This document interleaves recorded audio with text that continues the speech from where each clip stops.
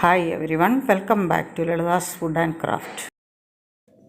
കടച്ചക്ക കൊണ്ട് ചിക്കൻ ഇല്ലാതെ ഒരു ചിക്കൻ കറി വെച്ചാലോ? അതാണ് ഇന്നത്തെ നമ്മുടെ വീഡിയോ.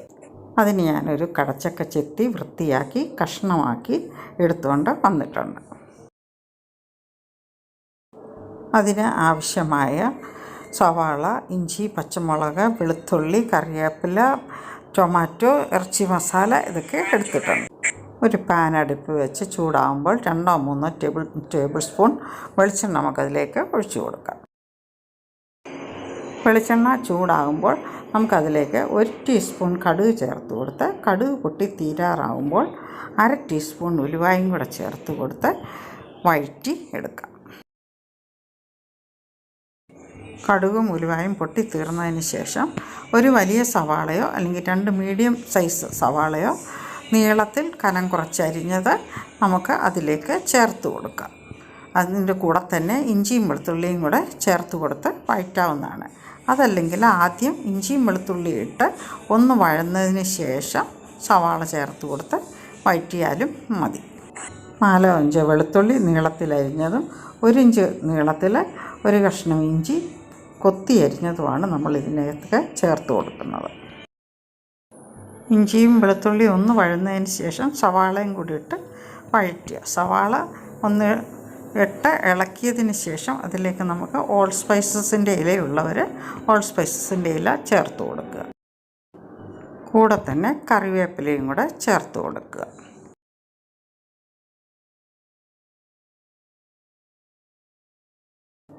സവാള പെട്ടെന്ന് വഴന്ന് കിട്ടുന്നതിന് നമുക്ക് ആവശ്യമായ ഉപ്പും കൂടെ ചേർത്ത് കൊടുക്കാം. സവാള ഇളക്കി വഴറ്റുക. സവാള വഴന്ന് ചെറിയൊരു പിങ്ക് കളറാകുമ്പോൾ നമുക്കിതിലേക്ക് ടൊമാറ്റോസ് അരിഞ്ഞത് ചേർത്ത് കൊടുക്കാം. ഒരു വലിയ ടൊമാറ്റോ 2 മീഡിയം സൈസ് ടൊമാറ്റോ ചേർക്കാം.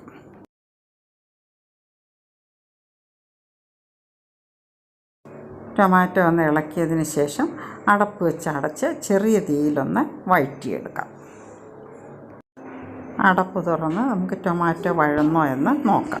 ടൊമാറ്റോ വഴന്ന് ആ എണ്ണ തെളിയുമ്പോൾ എണ്ണയിൽ കിടന്നൊന്ന് വഴറ്റിയതിന് ശേഷം ഇതിലേക്ക് 1/2 ടീസ്പൂൺ മഞ്ഞൾപ്പൊടി ചേർത്ത് കൊടുക്കാം. മഞ്ഞൾപ്പൊടി ഇട്ട് ഇളക്കി അതിൻ്റെ പച്ചമണം മാറുമ്പോൾ ഞാൻ നേരത്തെ വീഡിയോ ഇട്ടിരുന്ന ഒരു മീറ്റ് മസാലയുണ്ട്. അതിൽ നിന്ന് ഒരു 2.5 ടേബിൾ സ്പൂൺ മീറ്റ് മസാലയാണ് ഞാനിവിടെ ചേർത്ത് കൊടുക്കുന്നത്. ഈ മീറ്റ് മസാല ചേർക്കുമ്പോൾ ഈ കറിക്ക് ഒരു പ്രത്യേക രുചിയും മണവുമാണ്. അതുകൊണ്ട് നിങ്ങളെല്ലാവരും ആ വീഡിയോ കണ്ടു നോക്കുക. ഇതിന് പകരമായിട്ട് 2 ടേബിൾ സ്പൂൺ മല്ലിപ്പൊടിയും 1 ടീസ്പൂൺ മുളക് പൊടിയും 1/2 ടീസ്പൂൺ ഗരം മസാലയും ചേർക്കാവുന്നതാണ്. പൊടിയിട്ടൊന്ന് ഇളക്കിയതിന് ശേഷം 1 കപ്പ് തേങ്ങയിൽ നിന്നും എടുത്ത 2ാം പാലാണ് നമ്മൾ ആദ്യം ഒഴിച്ചു കൊടുക്കുന്നത്. ഇനി ഇത് നമുക്കൊന്ന് അടച്ച് വെച്ച് തിളയ്ക്കുന്നത് വരെ വെയിറ്റ് ചെയ്യാം. തേങ്ങാപ്പാൽ ഒഴിച്ച് കറി തിളച്ചിട്ടുണ്ട്. നമുക്കിനി ഇതിലേക്ക് കഷ്ണമാക്കി വെച്ചിരിക്കുന്ന കടച്ചക്ക ചേർത്ത് കൊടുക്കാം. കടച്ചക്ക ചേർത്തതിന് ശേഷം എല്ലാം ഒന്ന് ഇളക്കി യോജിപ്പിച്ചതിന് ശേഷം നമുക്ക് അടച്ച് വെച്ച് ചക്ക വേകുന്നത് വരെ വെയിറ്റ് ചെയ്യാം. അടപ്പ് തുറന്ന് തവി കൊണ്ട് നമുക്കൊന്ന് ചക്ക വെന്തിട്ടുണ്ടോ എന്ന് നോക്കാം.